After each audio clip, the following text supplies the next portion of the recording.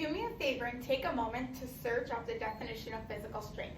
99.9% of the time you'll find a picture of a man or a woman presenting physical strength in the form of lifting, squatting, or basically any exercise.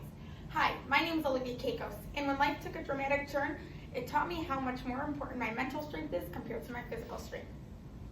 In 2018, my grandpa had a very serious accident, causing him to be unable to use anything below the waist.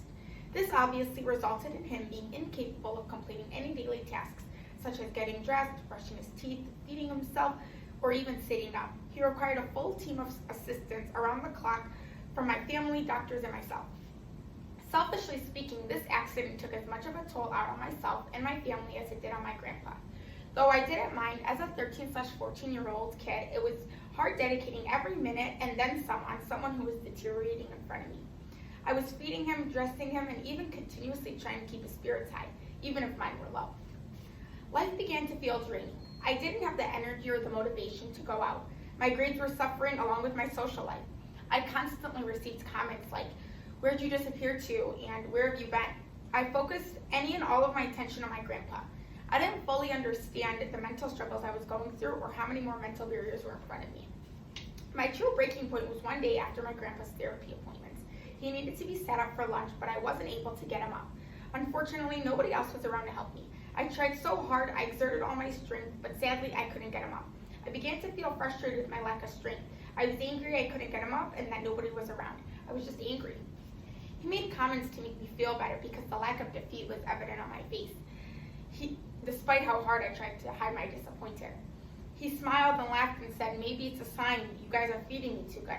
This made me feel even more bad for my lack of strength and even worse for the look on his face that told me how much. One thing that never failed to surprise me was the bright smile my grandpa continuously kept on his face. Despite how quickly and visibly his health was deteriorating, his smile was always shocked me because I was always so angry at the situation we were in and my physical incapabilities. I couldn't imagine why he was so happy at first. It didn't make sense until I soon realized that his smile represented something bigger and more important than happiness. His smile represented a sense of mental strength that both me and my family lacked. Even when my grandpa was in pain, he never failed to keep a positive attitude, and he focused on prioritizing his progress rather than his results. His attitude is what began my shift on perspective on strength. I finally understood what I had to do to become stronger. And no, it wasn't take a shot of protein powder. I had to stop seeing unexpected situations in such a negative light. So much good, so much love, and so much laughter in life came out of my grandpa's last year. I needed to see past all the bad and focus on the good and the opportunities his last few moments brought me and my family. Not only did this accident help me appreciate my time with my family, especially with my grandpa, but it also helped me fall in love with medicine, biology, and the human body. I've grown to be more academically and socially motivated and grown to see the positive aspect of my experience. Never let a bad piece ruin your whole puzzle.